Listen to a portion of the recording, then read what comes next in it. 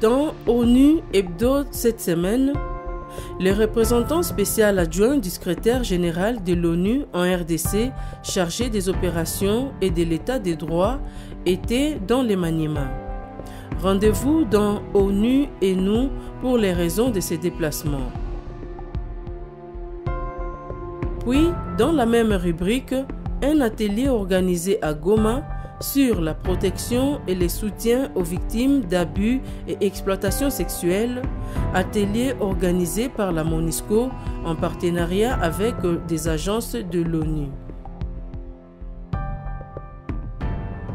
Enfin, toujours en rapport avec les abus et exploitations sexuelles, la MONUSCO mène sans relâche des campagnes de sensibilisation. L'un des canaux de communication utilisés est le théâtre. Nous sommes à Sake au Nord Kivu. Bonne réception.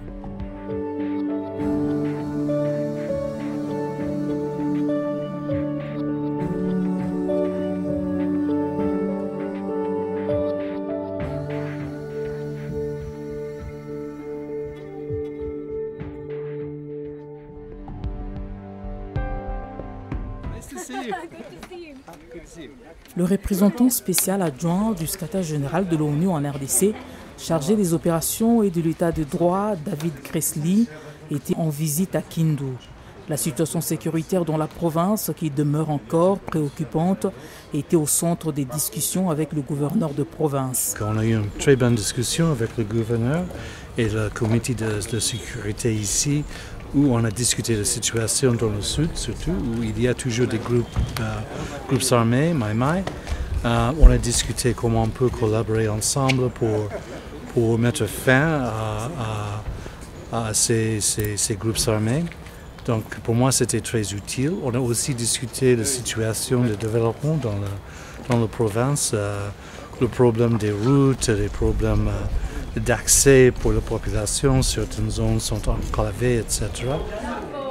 David Gressly a également eu des séances de travail avec la société civile et les associations féminines du Maniema. Bon, nous sommes quand même très heureux d'avoir autant de promesses de la part du représentant, M. David, parce que lui il dit, bon, avec le temps, comme nous avons maintenant une chef de sous-bureau à Kindu, il va voir pour les problèmes qui concernent la sécurité, comme ce n'est pas une question uniquement pour le Maniema. Il y a certains rebelles qui sont uniquement ou milices qui sont basés totalement au Maniema, mais il y a d'autres qui quittent le nord et le sud Kivu pour venir opérer au Maniema et rentrer chez eux. Donc c'est une question qui doit être traitée de manière globale, en incluant à la fois la province du Nord Kivu, du Sud Kivu, ainsi que celle du Maniema. Il a dit aussi, parce qu'il se pose le problème de crise humanitaire, il y a des enfants mal nourris, la malnutrition est vraiment à haut niveau, il y a des hommes qui sont en déplacement au niveau interne, autant de déplacés internes, il y a alors autant de problèmes humanitaires. Là, il nous dit, il est vrai qu'il va faire son plaidoyer auprès des différentes ONG internationales qui interviennent dans les différents domaines dont on a parlé, et il verra, parce qu'il s'agit d'un plaidoyer, si du moins certaines d'entre eux, elles, accepteront de venir ou revenir au Maniema et aider la population du Maniema. L'insécurité dans le Maniema résulte d'incursions de groupes armés à partir des provinces voisines du Sud Kivu et du Tanganyika. Une nouvelle approche est envisagée pour faire face à la situation. Je crois que ce qu'il faut faire est d'avoir des stratégies bien ciblées à ces groupes qui n'est pas forcément, qui n'est pas seulement une intervention militaire. Ça va être demandé aussi, mais aussi un aspect de résolution de conflits, un dialogue communautaire, et puis pour les populations localement, parce qu'il y a certainement des revendications par certaines populations, donc il faut examiner tout ça et de trouver des solutions qui vont mener vers une solution définitive pour la paix dans cette région. Et comme je disais, je crois que c'est lié avec la situation Tanganyika au Sud Kivu. Donc on doit travailler ensemble avec les autorités dans les trois provinces. Du fait de cette insécurité persistante dans la province du Maniema, la MONUSCO envisage de renforcer son bureau de Kindu.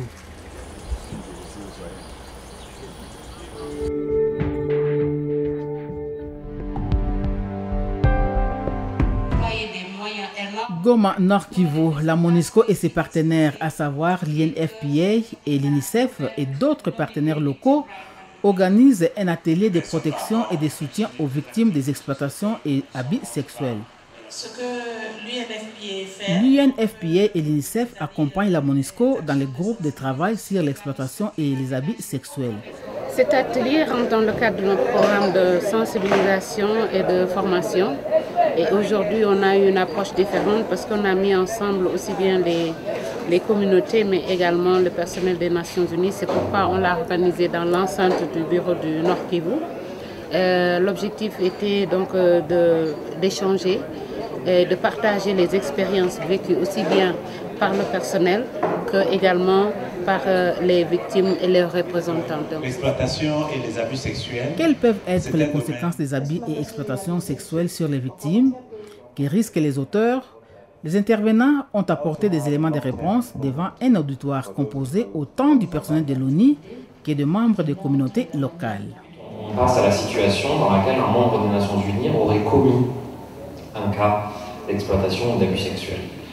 Là, la situation juridique est différente en fonction de s'il s'agit d'un membre en uniforme ou d'un membre civil. S'il s'agit d'un membre en uniforme, donc soit un personnel de la force, soit un personnel de la police, la sanction est assez facile à comprendre. Le contrat de la personne est immédiatement suspendu et en vertu des accords que les Nations Unies signent avec les États qui mettent à disposition des personnels militaires ou de police, la personne est immédiatement rapatriée dans son pays et sera jugée par les institutions de son pays. La seconde situation, c'est donc si la personne est un personnel civil. Si vous commettez un cas de SIM, et qu'on a des preuves que c'est vous qui l'avez commis, les Nations Unies ont l'obligation de vous retirer ces immunités-là. Donc non seulement vous ne travaillerez plus pour les Nations Unies parce que vous n'aurez plus de contrat, mais vous n'aurez plus vos immunités non plus. Et le fait de ne plus avoir les immunités veut dire que vous allez être arrêté et jugé par les autorités du pays dans lequel vous travaillez. Attaque Heal Africa, nous sommes venus intervenir comme partenaire de l'UNICEF, donc l'UNICEF qui s'occupe des cas spécifiques des enfants. Et donc aujourd'hui nous avons parlé de conséquences psychologiques des abus et exploitations sexuelles chez les enfants, donc de manière spécifique chez l'enfant.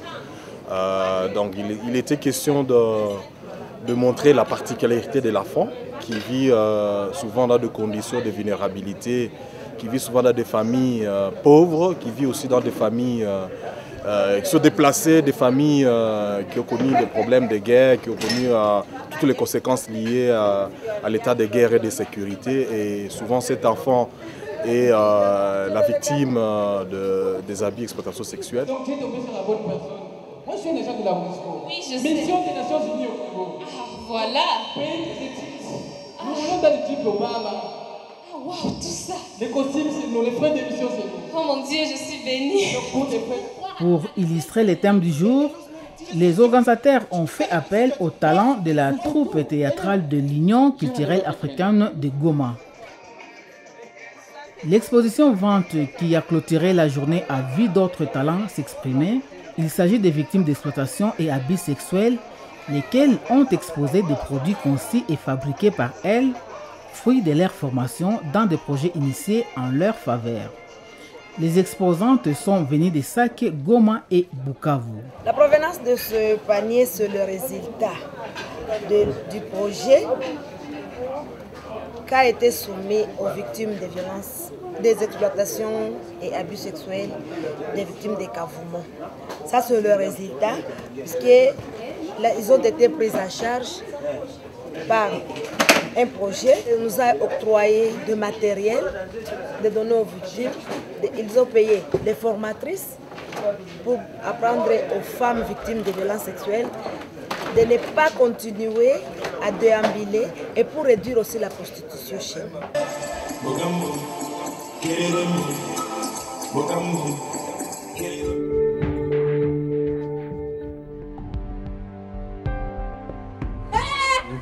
Papa, une pièce de théâtre pour sensibiliser les communautés sur les cas d'abus et exploitation sexuelle de la part des casques bleus. Nous sommes à Mubambiro, dans la cité de Sake, au Nord Kivu. Kafeke est le promoteur de la troupe théâtrale.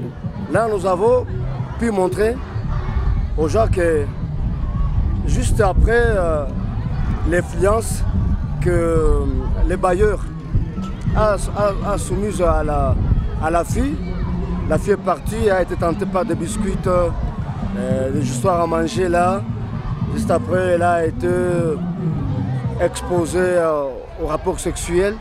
Voilà que la fille a été enceinte. L'agent de la MONUSCO a été mité. Il ne savait pas quoi faire. Mais grâce au comité de CDT, les parents ont pu retrouver une solution. Le théâtre, un canal de communication approprié pour atteindre les publics cibles, en l'occurrence les communautés vivant aux alentours des bases de la MONUSCO. En d'autres termes, il faut les protéger et les prémunir des conséquences néfastes de certains actes incalculés. Il faut décourager les jeunes filles parce que très souvent vulnérables, elles sont appâtées par les casques bleus. Cette pièce théâtrale est un moyen de faire prendre conscience aux élèves, aux filles, aux parents et au staff de la MONUSCO des conséquences de certains de leurs actes.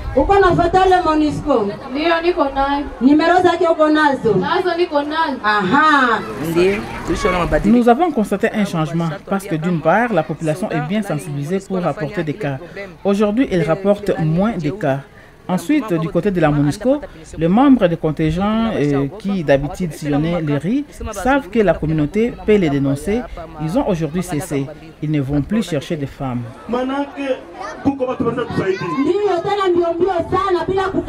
Et à travers cette campagne, on va renforcer les activités d'outreach, de sensibilisation au niveau des communautés, mais également on va continuer à utiliser les jeunes des quartiers. Par exemple, vous avez vu tout à l'heure des jeunes qui sont actuellement en train de se préparer pour une vaste campagne de sensibilisation par des comédies musicales, par la danse, par le théâtre, des petits sketchs qui permettent à la communauté de beaucoup plus comprendre de quoi on parle. Quels sont les risques qui sont associés à ces genres d'activités, à ces genres de relations qui ne sont souvent que des relations exploitatives.